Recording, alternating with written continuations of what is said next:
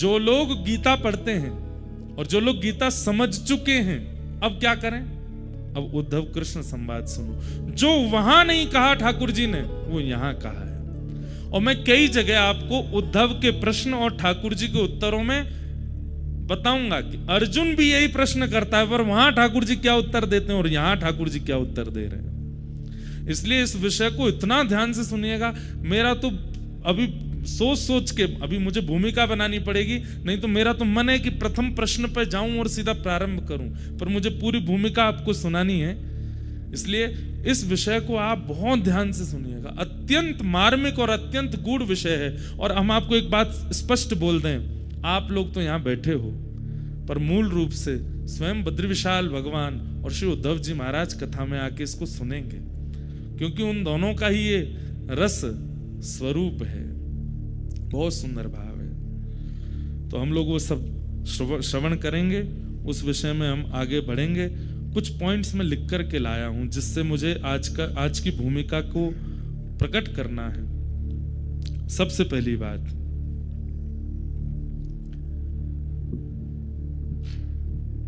उद्धव जी महाराज वृंदावन गए। इधर देखिए सब लोग, ये बात सबको पता है कि उद्धव जी को भगवान ने भेजा था और कहा था कि उद्धव ब्रज बिसरत नाही, उद्धव मोहे ब्रज बिसरत नाही। एक प्रकार से अगर मैं कह दूं, यहां पर महाभागवत उद्धव जी का परिचय होगा इस कथा में आपको। भगवान तृतीय स्कंद भागवत में कहते हैं कि ऊपर से नीचे तक, दाएं से बाएं तक, चारों दिशाओं से उद्धव मुझसे रत्ती भर भी कम नहीं है। भगवान के 3 परम सखा हैं, सुदामा जी, अर्जुन और उद्धव। और इन तीनों में सबसे ज्यादा प्रिय ठाकुर जी को यदि कोई है तो वो उद्धव है। पर इन उद्धव जी का स्वरूप इतना गौड़ हो चुका है, ज्यादा लोग पहचानते नहीं। मेरा मन है कि इस कथा में मैं उद्धव जी को प्रकट कर दूं कि उद्धव जी हैं कौन। हमारे ब्रज वाले जानते हैं कि उद्धव जी कौन है, क्योंकि ब्रजवासियों के शिष्य हैं उद्धव, राधा रानी के शिष्य हैं उद्धव। सबसे पहला प्रश्न जो मेरे चित्त में आया, भगवान ने यदुवंशियों को शापित कराने के बाद जब अपनी लीला पूरी करने का मन बनाया, तो उद्धव को बचा लिया। इधर देखिएगा, उद्धव को बचा लिया। कथा में 2-3 बार ये सुना चुका हूं पहले, पर नहीं सुनी हो तो सुन लो। जब यदुवंशियों को शाप लगा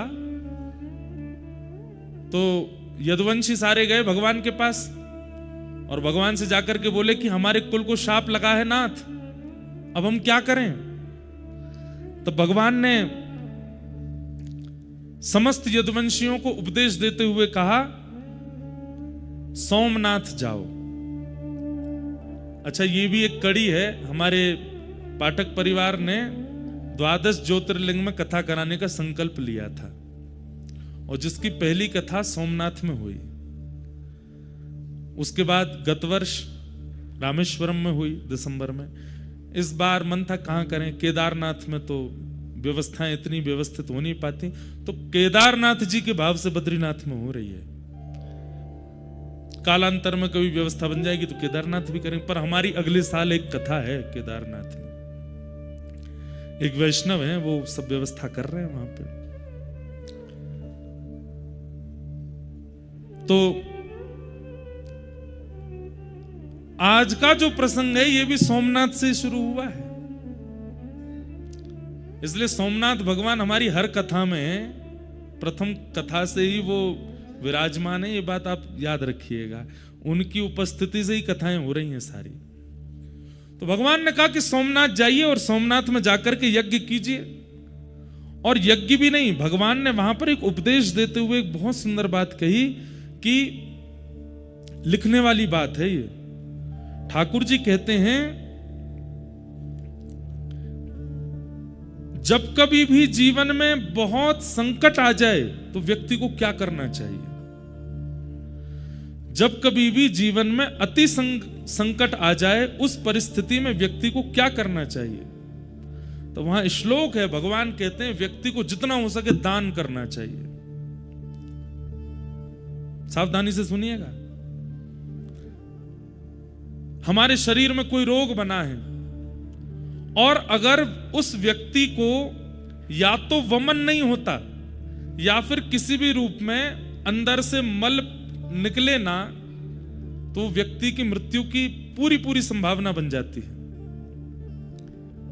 व्यक्ति के अगर मलमूत्र और भीतर की वस्तु बाहर निकलने के रास्ते बंद हो जाए तो कितनी भी दवाई दे दी जाए, डॉक्टर यही प्रयास करेगा कैसे भी करके इनका मल स्वच्छ होना चाहिए, नहीं तो ये मर जाएंगे। ठीक वैसे ही भगवान यहां पर उपदेश देते हैं यदुवंशियों को, और यदुवंशियों से कहते हैं देखो जीवन में अति संकट जब आती है तब क्या करना चाहिए? बोले जितना संग्रहित धन है उसको व्यय करना प्रारंभ करो, दान करो, पुण्य करो, यज्ञ करो, अनुष्ठान करो। व्यक्ति दान पुण्य यज्ञ अनुष्ठान कब करता है? जब सब कुछ व्यवस्थित है, कोई दिक्कत नहीं है, सब बढ़िया चल रहा है, 1 नंबर चल रहा है बिजनेस, तब करें, कथा करा लो, यज्ञ कर लो, अनुष्ठान कर लो, ठीक है, तब भी करो। लेकिन यहां भगवान की वाणी है कि संकट जब जीवन में आवे तब प्रयास करो, जेब में जितना रखा उस समय और लगा कि बहुत बड़ा संकट आ गया, क्या करें? दान कर दो। अभी जेब में डालो, कितने हैं निकाल दो, कहीं से लाओ, कुछ दान पुण्य, इतना भी नहीं कि सब खत्म ही कर दो, पर कुछ दान करो। ठाकुर जी कहते हैं दान करते ही आप अनुभव करेंगे कि कुछ प्रतिशत जो आपका कष्ट है वो घटने लगेगा। क्यों? संग्रहित धन ही कष्ट का कारण बना है, और उसको जैसे ही आप दान करोगे ठीक हो जाता है।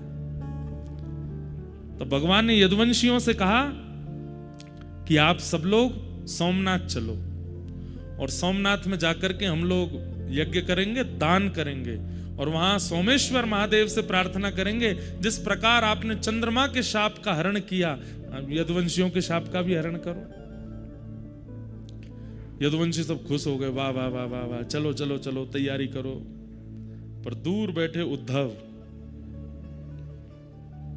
भगवान की ओर देख रहे थे, और भगवान की ओर देखते हुए कह रहे थे, बोले नाथ आप ये सब क्या कर रहे हैं? मैं सब समझ रहा हूं, क्यों? अरे द्वारिका में कितनी यदुवंशी हैं पता है? भगवान का कुल कितना बड़ा है? कहते हैं कि द्वारिका जब विराजमान थी उस समय द्वारिका के बच्चों को पढ़ाने के लिए, अनुमान लगाइएगा, 4 करोड़ अध्यापक हैं, और एक अध्यापक के नीचे 40 बच्चे पढ़ते हैं। अब बच्चों से हिसाब लगाओ कितने बच्चे हैं, कितने इनके माता पिता हैं, कितने इनके दादी दादा हैं, उससे अनुमान लगा लीजिए कि यदुवंश कितना बड़ा था। जो समुद्र में डूब चुकी द्वारिका वो छोटी नहीं थी, विशाल थी। इतने बृहद यदुवंश था कि ठाकुर जी को एक दिन चिंता हो गई, और ठाकुर जी एक दिन रुक्मणी जी से बोले मथुरा अच्छा था, व्रज अच्छा था। बोले क्यों? यहां कभी कोई उत्सव ही नहीं होता, कभी कोई मनोरथ ही नहीं होते, कभी कुछ होता ही नहीं है बढ़िया, द्वारिका जब से बनी है। तब एक दिन वसुदेव जी ने कन्हैया से कही, बोले लाला हमारो यदुवंश इतना बड़ो है, कभी कोई की मृत्यु है जाए, कभी कोई को जन्म है जाए, कभी हम सूतकन में रहे, कभी हम सोवरन में रहे, कब पता चली सूतक दूर भयो तो सोवर है गए, सोवर भयो तो सूतक है गए। अरे 3 सूतक चल रहे हैं एक साथ, क्यों? इतना बड़ा परिवार है। भगवान बोले करता हूं इसका निधान, और भगवान ने सूतक, सोवर, पातक आदि सब लोगों को बुलाया, उनमें शाप भी आया, और सबसे भगवान ने कहा देखो तुम लोग किसके लिए बने हो? लोग किसके लिए बने हैं? मानवों के ऊपर चढ़ने के लिए बने। बोले मानवों के ऊपर ब्रह्मा ने बनाई हुई जो सृष्टि है वहां जाकर के आक्रमण करो। ये भूमि द्वारिका की ब्रह्मा ने नहीं बनाई, ये भूमि तो विश्वकर्मा ने बनाई है, इसलिए यहां आप आकर के विघ्न मत डालो। और उस दिन से द्वारिका में नियम बन गया, किसी की भी मृत्यु होती है, किसी का भी जन्म होता है, तो मृत्यु जिस घर में होती है उन लोगों को सेवा दी जाती है कि भाई तुम लोग 13 दिन का अपना सब कर्म करो, बाकी पूरे नगर में सूतक नहीं लगता और बालक के जन्म होने पर सोवर नहीं लगता। और तब से द्वारिका में उत्सव प्रारंभ हो गए। लेकिन आज जब सब यदुवंशी आए कि शाप लग गया, यदुवंशी जब चले गए तो उद्धव ने यही बात भगवान को याद कराई।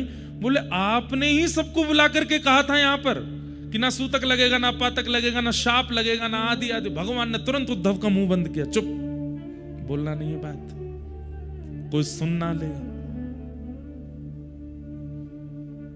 उद्धव बोले मुझे सच सच बताइए, यदुवंशियों को शाप लगा है? ठाकुर जी बोले नहीं लगा। और आप इनको नाव दरिया पार करा करके सौराष्ट्र ले जाएंगे, सोमनाथ, और वहां चरण रखते ही इनको शाप लग जाएगा? ठाकुर जी बोले हाँ। आप शाप लगवाने ले जा रहे हैं इनको, शाप मुक्त कराने नहीं लेके जा रहे हो।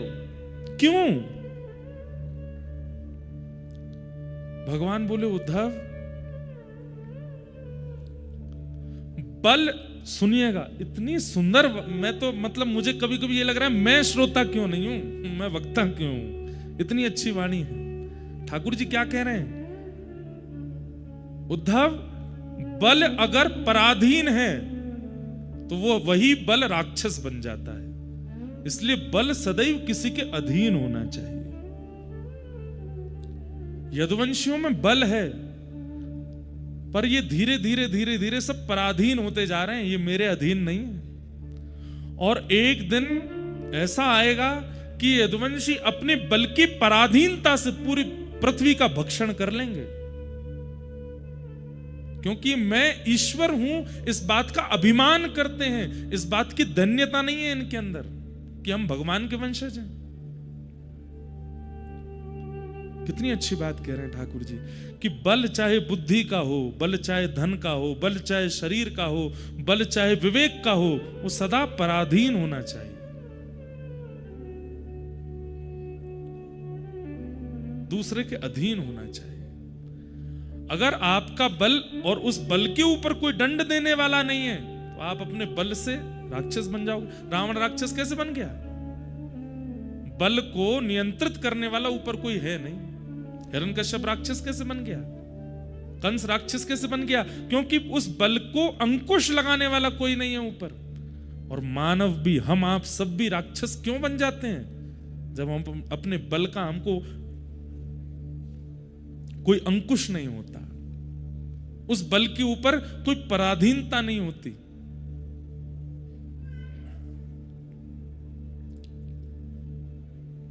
भगवान बोले इसलिए यदुवंशियों का नाश होना जरूरी है उद्धव, और मैं इन लोगों को लेके जाऊंगा, लेकिन तुम नहीं जाओगे। क्यों? मैं भी तो यदुवंशी हूं, मैं क्यों नहीं जाऊंगा?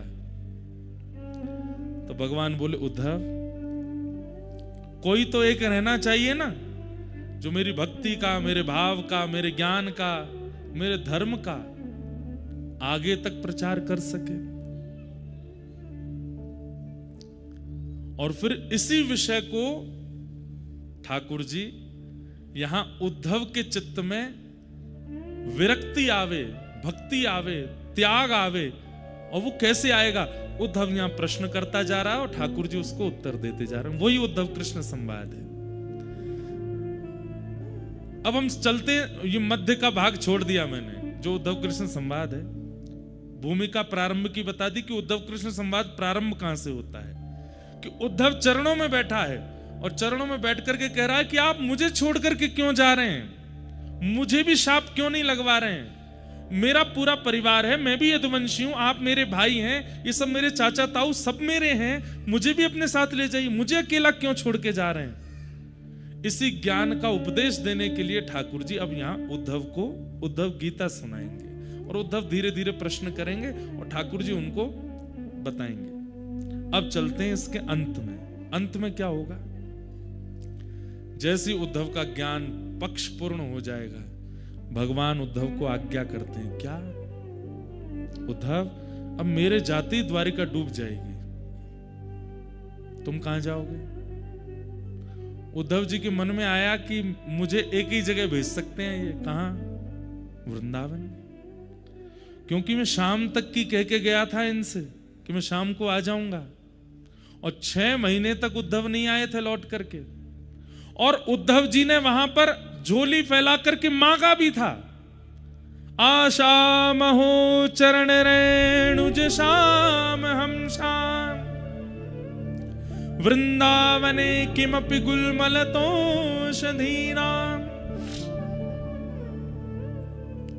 उद्धव जी के मन में आ चुका है कि ये मुझे व्रज जाने को कहेंगे, और उद्धव जी थोड़ी तैयार भी उसी तरीके से होने लगे थे।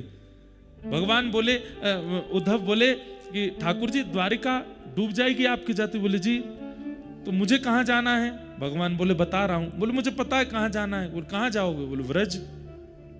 भगवान बोले इतने योग्य नहीं हुए उद्धव तुम, व्रज की प्राप्ति के लिए तप करना पड़ेगा, और वो तप कहां होगा? बोले बद्रिकाश्रम। श्रीमद् भागवत के उत्तर महात्म्य में स्पष्ट लिखा है। बोले क्या? व्रज की प्राप्ति, वृंदावन की प्राप्ति, चाहे वृक्ष के रूप में हो, चाहे मानव के रूप में हो, चाहे कोई कीड़ा के रूप में हो, चाहे किसी भी रूप में हो, व्रज में जन्म तब तक नहीं मिलेगा जब तक बद्रीनाथ में तप नहीं किया गया होगा। बद्रीनाथ की तपस्या ही वृंदावन में जन्म देती है। तो पहला प्रश्न मेरे चित्त में जो आया था कि उद्धव को व्रज क्यों नहीं भेजा भगवान ने, बद्रीनाथ जाने को क्यों कहा? क्योंकि उत्तर महात्म्य में लिखा है क्या? साधन भूमि बदरी। बद्री क्या है? बोले साधन भूमि है, और फल भूमि व्रज भूमि। बद्रीनाथ साधन भूमि है, यहां किया गया तप, यहां किया गया जप, यहां किया गया अनुष्ठान, यहां किया गया किसी भी प्रकार से भगवत सम्मिलन का अनुष्ठान, उसका फल क्या मिलेगा? बोले वृंदावन मिलेगा। कुछ दिन का प्रवास किया है, कुछ दिन नाम जप किया है, कुछ दिन रह करके कुछ किया है, 1-2 दिन रुके हैं, तो उसके फल के रूप में हो सकता है कि अगली बार जन्म कहीं भी हो, पर बीच बीच में ब्रज आना जाना लगा रहेगा। बीच बीच में ब्रज की प्राप्ति, यह भी पूर्व जन्म के बद्रीनाथ के तपस्या का फल है। बद्रीनाथ में रह करके कोई अनुष्ठान किया है, 7 दिन का, 13 दिन का, 15 दिन का, 20 दिन का, 1 महीने का, तो उसका फल क्या मिलेगा? जन्म कहीं भी होगा, आधे से ज्यादा समय कहीं और व्यतीत करने के बाद फिर एक ब्रजवास की इच्छा आ जाएगी, और एक आयु आने पर आप ब्रज आ जाओगे। पर सब त्याग करके अपनी अंतिम श्वास तक किसी ने बद्रीनाथ में रह करके तप किया होगा। यहां अंतिम श्वास लेने का मतलब है जन्म वृंदावन में ही होगा। यहां जो भी प्राण त्यागेगा, निश्चित है कि उसका जन्म कहीं ना कहीं व्रजमंडल में ही होगा। उद्धव ने झोली फैला करके मांगा है कि मुझे व्रज की प्राप्ति हो। तब भगवान आज जाते जाते कहते हैं उद्धव तुम बद्रीनाथ जाओ। उद्धव घबरा गए, बोले आपने व्रज जाने को नहीं कहा, जबकि आप जानते हैं कि ब्रजवासियों से, किशोरी जी से और व्रज से मेरा इतना प्रेम है, फिर भी आपने मुझे व्रज में निवास करने की आज्ञा नहीं दी। आप कह रहे हो बद्रीनाथ जाओ। तो भगवान प्रसन्न होकर के बोले व्रज ऐसे ही नहीं मिलेगा उद्धव, उसके लिए तुम्हें बद्रीनाथ में तप करना पड़ेगा, इसलिए तुम बद्रीनाथ जाओ। सोचिए, ये बात बोलने में आपको कैसा सुनने में लगा मुझे तो नहीं पता, पर कहते कहते मेरे तो रोंगटे खड़े हुए कि मेरा जन्म व्रज का है, और ये मेरे कौन से जन्म के तप का फल है, इसलिए बद्रिकाश्रम इतना प्रिय लगता होगा। और एक और बात, जरूरी नहीं है व्रज में जन्म लेने वाला हर व्यक्ति बद्रीनाथ में तप करके गया होगा, क्योंकि व्रज में जन्म लेकर के व्रज को ही नहीं जानता ऐसा व्यक्ति का व्रज में जन्म लेने का कोई अभिप्राय नहीं। पर व्रज में जन्म लेकर के व्रज की महिमा जाने, रज की महिमा जाने, किशोरी जी की महिमा जाने, ठाकुर जी की महिमा जाने, यमुना जी की महिमा जाने, समझो वो पूर्व से बद्रीनाथ में तप करके आया है, तभी उसको व्रज मिला है। तो यहां एक रात्रि भी आप रुकते हैं, अगले जन्म में कम से कम वो 10 रात्रियों के रूप में व्रज की प्राप्ति होगी। यहाँ जितना लंबा समय, एक हमारे पंडित जी हैं, वो तो 6 महीना धरती पर रहते हैं, मतलब नीचे रहते हैं, और 6 महीने यहाँ रहते हैं, ऐसा तप करते हैं। और उनको साक्षात शंख चक्र गदा पद्मधारी नारायण के दर्शन हुए इसी बद्रीनाथ में। तो जो पहला प्रश्न मेरे मन में था कि उद्धव को वृंदावन क्यों नहीं भेजा, उसका समाधान आज मिला। क्यों? क्योंकि सीधे वृंदावन ठाकुर जी कह रहे हैं ऐसे नहीं मिलेगा, वाकई नहीं तो व्रज में बद्रीनाथ में तप करना पड़ेगा। नारायण क्यों बैठे हैं यहां तप में, उसके पीछे भी 2 कारण हैं, बहुत सावधानी से सुनिएगा। जगत नियंता जगदाधार परमात्मा को क्या आवश्यकता है तप में बैठने की? वो तप में क्यों बैठे हैं? तपस्या वो करता है जिसको कुछ चाहिए हो, या तपस्या वो करता है जो भगवत दर्शन करना चाहता हो। स्वयं भगवान है, स्वयं सर्व समर्थ हैं, जिनकी भ्रगुटी टेढ़ी होने पर पर्वत बन जाते हैं, जिनके मुस्कुरा जाने पर समुद्र में लहरें आ जाती हैं, जिनके क्रोध हो जाने पर भूमि बीच से फट जाती है और नूतन प्रलय हो जाता है, उन परमात्मा को तप में बैठने की क्या आवश्यकता है? 2 कारण। पहला कारण,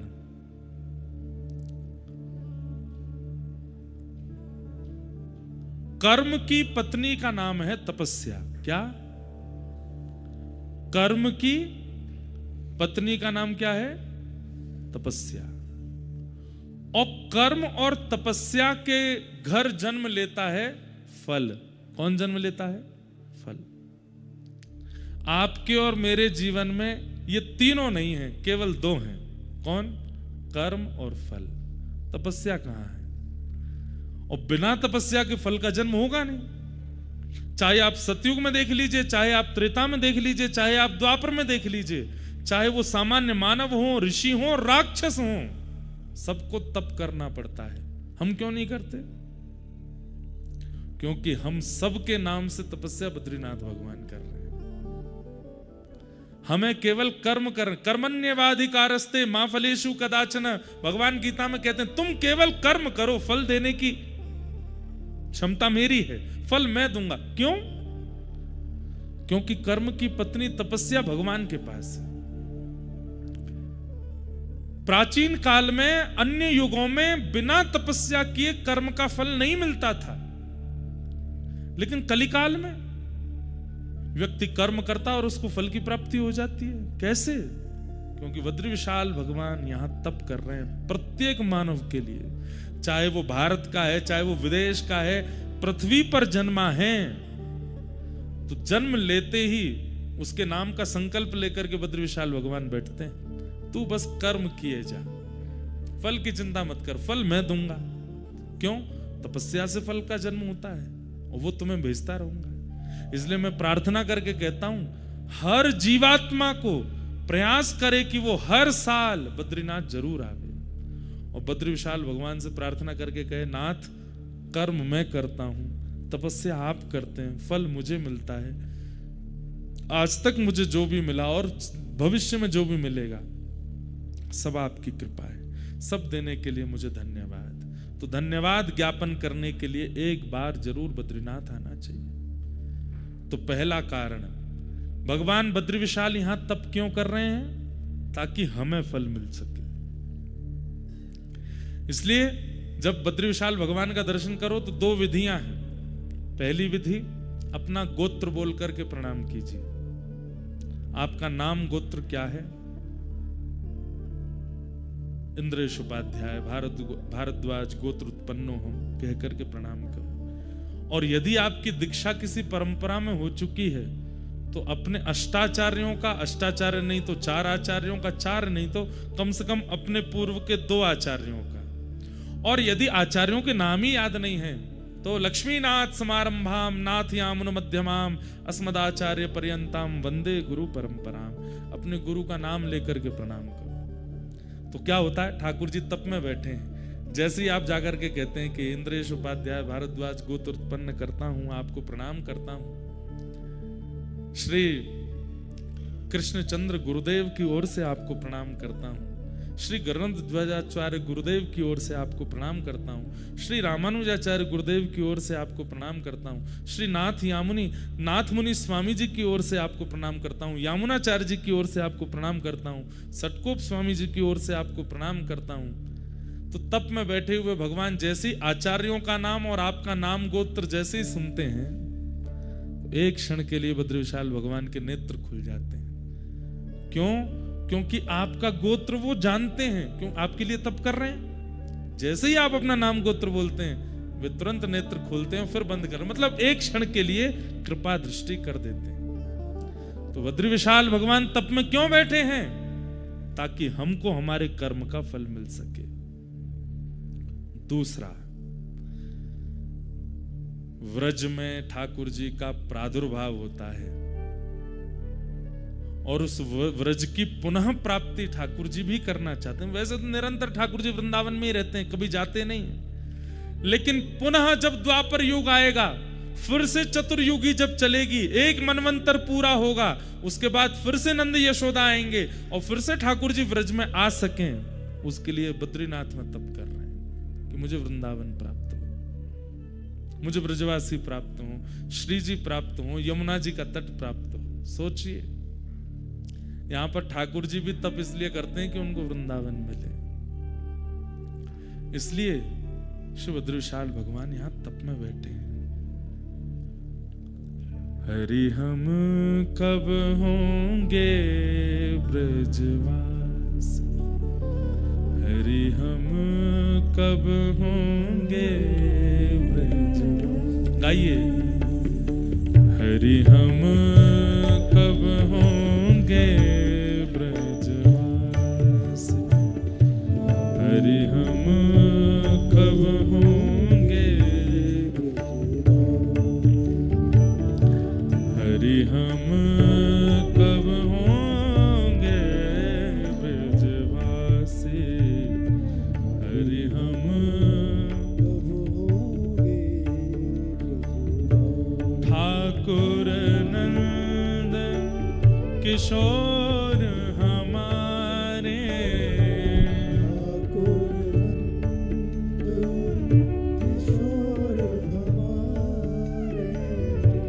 ठाकुर नंद किशोर हमारे, ठाकुर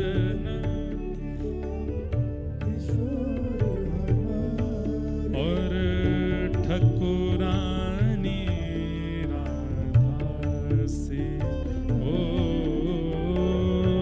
ठकुरानी। गाइए, हरि हम कब होंगे ब्रजवासी, हरि हम कब होंगे। ये पद तो नित्य बद्री विशाल भगवान के सामने गाने वाला है।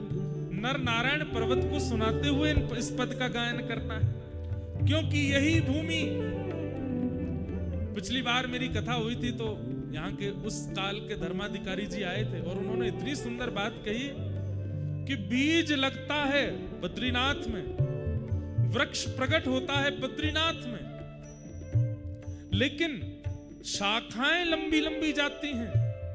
कुछ द्वारिका की ओर गई, कुछ जगन्नाथपुरी की ओर गई, कुछ दक्षिण की ओर गई, लेकिन जिस शाखा में फल लगता है वो शाखा जाती है ब्रजमंडल की ओर, जिसमें फल लगता है, जिस फल में क्षुधा निवृत्ति की स्थिति भी है, रस भी है, स्वाद भी है, वो फल तो व्रज में जाकर के प्रकट होता है, पर उसका बीज बोया यहीं जाता है। बंधुओं, वृंदावन की पहचान पूरे विश्व को किसने कराई? श्रीमद् भागवत। वो भागवत कहां प्रकट हुए? यहीं, बीज यहीं बोया गया था, लेकिन वो विशाल वृक्ष प्रकट होकर के डाल पहुंची कहां? वृंदावन में। भागवत के सबसे ज्यादा वक्ता कहां है? भागवत के सबसे ज्यादा वक्ता वृंदावन में, भागवत कथा सबसे ज्यादा वृंदावन में। श्रीमद् भागवत जी का पठन पाठन कराने वाले विद्यालय भी सारे वृंदावन में, जबकि भागवत जी का विद्यालय यहां होना चाहिए, ये जन्म स्थान है। नहीं, सब इंटरकनेक्टेड हैं। बद्रीनाथ का एक ही फल है कि वृंदावन की प्राप्ति होती है। इसलिए ये पद तो बद्री विशाल भगवान के सामने गाना है। हरि हम कब होंगे ब्रजवासी, हरि हम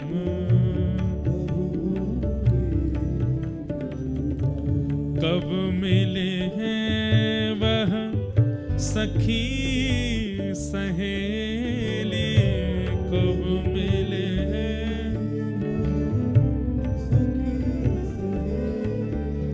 ओ कब मिले हैं वह सखी सहेली, कब मिले हैं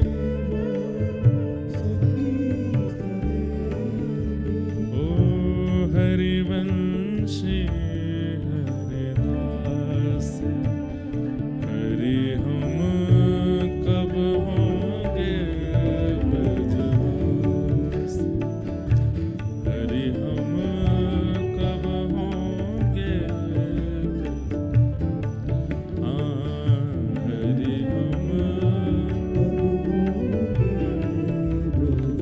बोलो बद्री विशाल भगवान की।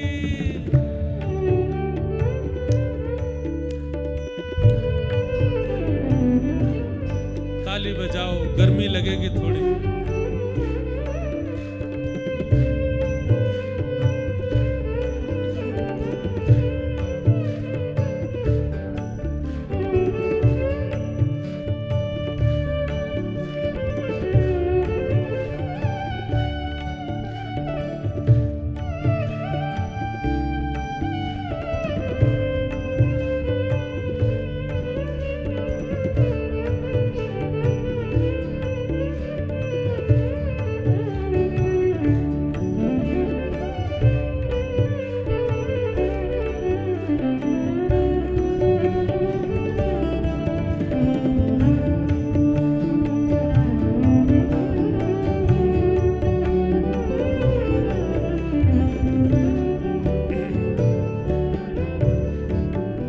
वंशी वट की शीतल छैया,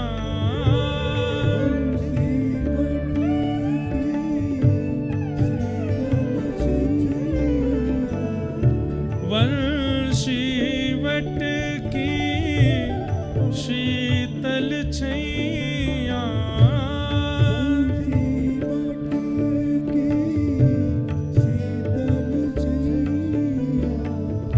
सुभग नदी यमुना सी, सुभग नदी हे जाकी वैभव करत लाल सा।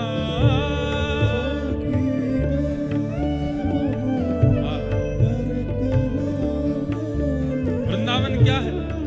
जिस वैभव के पीछे पूरा ब्रह्मांड भागता है, जिस संपत्ति के पीछे पूरा ब्रह्मांड भागता है, वो वैभव और संपत्ति भी वृंदावन की लालसा करते हैं कि अरे भैया करोड़पति बन गए, अब हमको जाके कहां व्यय करोगे, वृंदावन में करो।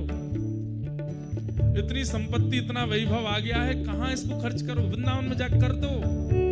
वैभव को भी इसकी लालसा रहती है, कहीं और मुझे खर्च ना करे मेरा स्वामी, इसको खर्च करने की इच्छा हो तो वृंदावन में करे। जाकी वैभव करत लाल सा,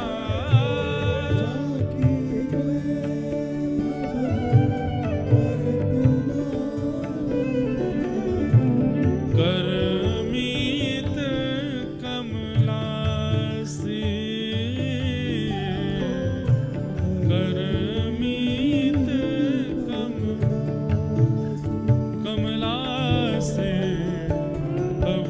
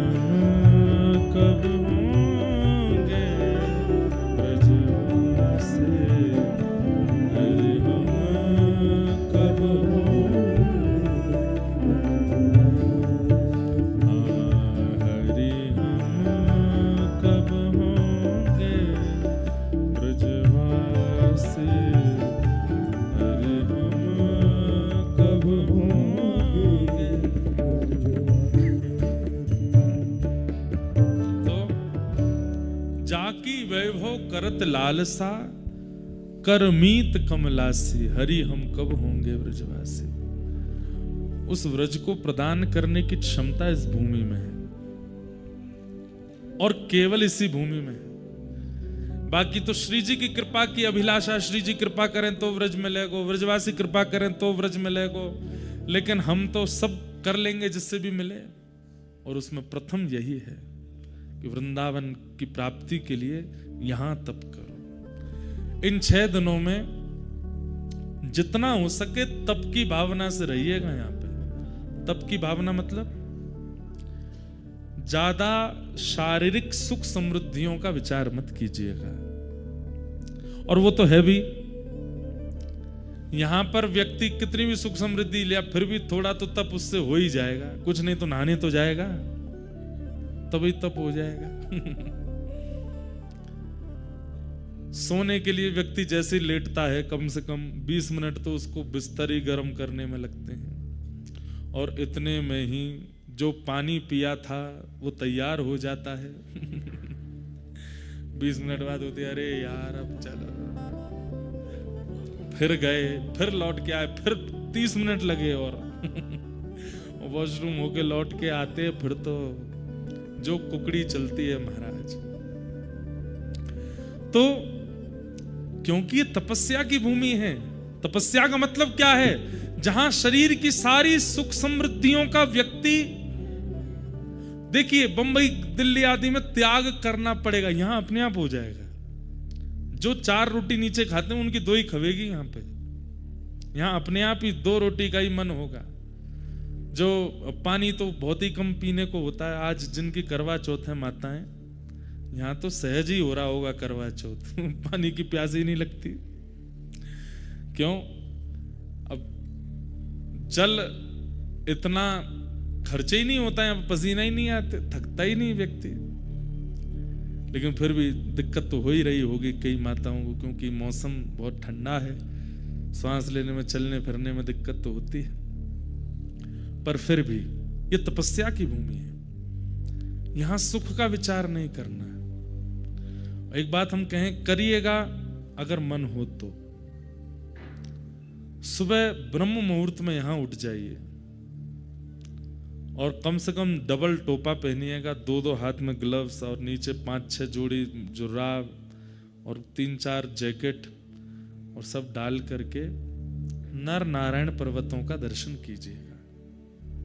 नित्य कीजिए, 1 दिन करो, 2 दिन करो, 3 दिन करो, कुछ अनुभव होगा। सप्त ऋषि भ्रमण करते रहते हैं यहां पर। कैसे कैसे आचार्य हैं, कैसे कैसे पूर्व संत हैं। कभी कभी आपको ऐसा लगेगा कि हमारी कदकाठी का व्यक्ति नहीं है, इतना ऊंचा व्यक्ति यहां कहां से घूम रहा है। घबराइएगा नहीं, उनको दिख जाए तो वो यहां भ्रमण करते हैं, निवास करते हैं। सब देवादिदेव महादेव भी यहां आते हैं। केदारनाथ में आरती होती है, उससे पहले यहां आकर के बद्री विशाल भगवान का दर्शन करते हैं, केदारेश्वर भगवान, फिर जाते हैं वहां आरती कराते हैं अपनी। तो ये भू वैकुंठ है, ये पृथ्वी नहीं है। यहां पर अनुभव हो सकता है ठाकुर जी का, इसलिए बहुत सावधानी से यहां कुछ कुछ अनुभव करने का प्रयास कीजिएगा। लेकिन ब्रह्मचर्य का पालन जो लोग नहीं करते, आचार विचार की शुद्धि नहीं रखते, उनको दर्शन होते भी नहीं है। वो तो बीमार और हो जाएंगे सुबह उठ गए जल्दी। तो इस भूमि का फल क्या है? व्रज भूमि। यहां किए गए तप का फल है व्रज की प्राप्ति। तो भगवान ने इसलिए उद्धव को व्रज नहीं भेजा। उद्धव को भगवान आज्ञा करते हैं कि तुम बद्रीनाथ जाओ, और बद्रीनाथ जाने से पूर्व बद्रीनाथ जाने वाली की स्थिति कैसी होती है, वो कैसा बने तब बद्रीनाथ जाए। एक प्रकार वही यहां पर भगवान उद्धव को समझा रहे हैं, वही उद्धव कृष्ण संवाद है। अगर मैं कह दूं तो कोई अतिशयोक्ति नहीं, उद्धव कृष्ण संवाद को यदि किसी व्यक्ति ने सुन लिया तो यह भी हो सकता है कि 6 दिन बाद उसका घर जाने का मन ना हो। एक और विषय आज सुबह जब मैं अध्ययन कर रहा था तो मेरे मन में आया, हमने सूरदास जी का प्रसंग सुना, मीराबाई का प्रसंग सुना, गोस्वामी तुलसीदास जी का प्रसंग सुना, भक्त चरित्र सुने। भक्त चरित्र सुनने के बाद हमने भक्तों की स्थिति का अनुभव किया, लेकिन उस भक्त स्थिति में जाया कैसे जाएगा वो स्वयं भगवान यहां बता रहे हैं उद्धव को। सूरदास कैसे बनोगे, मीराबाई कैसे बनोगे, कृष्णदास कैसे बनोगे, कुम्मनदास कैसे बनोगे, जिन जिन भक्तों का, नरसिंह मेहता कैसे बनोगे, गोस्वामी तुलसीदास कैसे बन सकते हो। उस स्थिति को सुना तो तुमने बहुत है, उस स्थिति का तुमने दर्शन और अनुभव तो बहुत कर लिया, पर उस स्थिति में आने के लिए आवश्यकताएं क्या क्या हैं वो यहां ठाकुर जी बताएंगे। वो उद्धव कृष्ण संवाद है। तो भगवान ने उद्धव को व्रज नहीं भेजा, बद्रीनाथ भेजा। उद्धव कौन है? उद्धव का प्रथम परिचय, वृष्णीनां प्रवरो मंत्री कृष्णस्य दयितस्सखा शिष्यो बृहस्पतिर साक्षात् उद्धवो बुद्धिसत्तमः। वृष्णीनां प्रवरो मंत्री, यदुवंशियों के प्रबल मंत्री हैं श्री उद्धव जी महाराज। कृष्णस्य दयित सखा, एक तो ये यदुवंशी भी हैं और भगवान के दयित सखा। दयित सखा मतलब प्राण प्रिय सखा हैं उद्धव। शिष्यो बृहस्पतिर साक्षात, बृहस्पति के शिष्य हैं। साक्षात विद्या, चलती फिरती विद्या, बृहस्पति उनके ये शिष्य हैं। उद्धवो बुद्धि सत्तम, बुद्धि में इतने प्रवीण हैं कि भगवान द्वारिका लीला में, जैसे एक चीज सुनिएगा, आप सब लोग हमारी कथा सुनने आते हैं, हम कथा सुना के जब जाएंगे तो अपनी माता जी को फोन करते हैं, उनसे पूछते कथा सुनी? हाँ सुनी। कैसी रही आज की कथा? ठीक रहा? कुछ हमने अटपटा तो नहीं बोला? कुछ गलत तो नहीं निकल गया? हम अपनी माँ से ही पूछते हैं और किसी से नहीं पूछते। ऐसे ही द्वारिकाधीश श्री कृष्ण जब अपनी स्वधर्मा सभा में बैठते हैं तो ब्रह्मा जी खड़े हैं, महादेव खड़े हैं, इंद्र खड़े हैं, बड़े बड़े राजनेता खड़े हैं और भगवान वहां उपदेश देते हैं। और उपदेश देने के बाद जैसे ही अपने सिंहासन से उतर के पीछे जाते हैं, उद्धव को बुलाते हैं, उद्धव इधर आओ, सब ठीक था? कुछ हमने गड़बड़ी तो नहीं करी? हमारे वचनों में कोई गड़बड़ी, शब्द आदि सब ठीक थे ना? तब उद्धव ठाकुर जी को गलती बताता, आज आपने सभा में क्या गलती की, आपने कौन से शब्द का प्रयोग किया, क्या करना चाहिए था, क्या नहीं करना चाहिए था, ये सब उद्धव बताता है। तो भगवान इंप्लीमेंट करते हैं, उद्धव की बात मानते हैं। उद्धव अगर कह दे कि कल आपको ये बात नहीं बोलनी तो ठाकुर जी नहीं बोलेंगे, और उद्धव अगर कह दे कि ऐसा कहना है, ठाकुर जी का मन ना हो तो भी ठाकुर जी बोलेंगे। इतना प्रिय है उद्धव ठाकुर जी को। ऐसे श्री उद्धव। परंतु ये तो उद्धव जी के प्रभाव का वर्णन था। अब उद्धव जी के स्वभाव का वर्णन सुनो। उद्धव जी कौन है? महाभागवत। कौन है? महाभागवत। महाभागवत मतलब एक तो होते हैं भागवत और एक होते हैं महाभागवत। बहुत साधारण सी परिभाषा बताऊं, भागवत कौन? भक्तों को ही भागवत कहा जाता है। और महाभागवत मतलब महाभक्त। तो भक्त में और महाभक्त में अंतर क्या है? बोले जो भक्त ठाकुर जी का स्मरण करते हैं वो भक्त हैं, और जिनका स्मरण ठाकुर जी करते हैं वो महाभक्त है, महाभागवत। उद्धव जी कौन है? महाभागवत। उद्धव जी महाभागवत है। उद्धव को याद भगवान करते हैं। उद्धव सुबह उठते ही स्नान ध्यान जैसे ही कर लेता है, उद्धव पूजा में नहीं बैठता, द्वार खटखटा रहा है, खोलो। उद्धव कहता रुक जाओ, केश काट रहा हूं। अरे जल्दी खोलो। उद्धव केश आदि काट करके अपने वस्त्र आदि पहन के जैसे ही द्वार खोलता है, भगवान कहते हैं हम आ गए, चलो प्रणाम करो।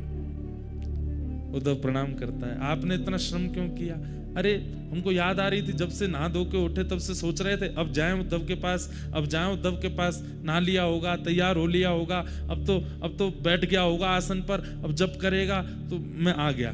चलो उद्धव। सोचिए, कोई शालिग्राम जी की पूजा करता है, कोई नारायण जी की मूर्ति की पूजा करता है, कोई कलशों का स्थापन करके पूजन करता है, कोई अक्षत में देव को विराजमान करता है, पर एकमात्र उद्धव हैं जिनके पास स्वयं ठाकुर जी जाते हैं और जाके कहते हैं चलो अब हमारा ध्यान करो। ध्यान हो गया, अब थोड़ी देर जप करो, लाओ चलो चरण धो लो हमारे, स्नान तो हमने कर लिया, पंचामृत स्नान हमारा नहीं, चरणों का कर लो, चलो अब चरणों में चंदन लगा दो। भगवान स्वयं बोलते हैं उद्धव को, उद्धव चरणों में चंदन लगा दो, लाओ माला पहना दो, माला पहना देते हैं, चलो आशीर्वाद ले लो, आशीर्वाद ले लो, आरती करो हमारी, चलो आरती कर लो, भोग लगाओ, नैवेद्य रखो। उद्धव के नैवेद्य ठाकुर जी पा लेते हैं, अब ये भोग हो गया, पा लो, पा लिया, चलो हो गई पूजा संपन्न। बोले जी चलो अब चलते हैं आगे। ये नियम है, क्रम है रोज उद्धव का, रोज ठाकुर जी जाते हैं अपनी पूजा कराने उससे, इतना प्रिय है ठाकुर जी को। ऐसा कौन सा लक्षण है, ऐसा कौन सा गुण है उद्धव में जो कि वो ठाकुर जी को इतना प्रिय है? उन्हीं लक्षणों का वर्णन यहां पर उद्धव जी के पहचान में नवयोगेश्वर संवाद में राजा निमि को बताते हुए योगेश्वरों ने बताया। महाभागवत के लक्षण क्या है? अगर ये आ सकें तो इनको लाने का प्रयास कीजिएगा।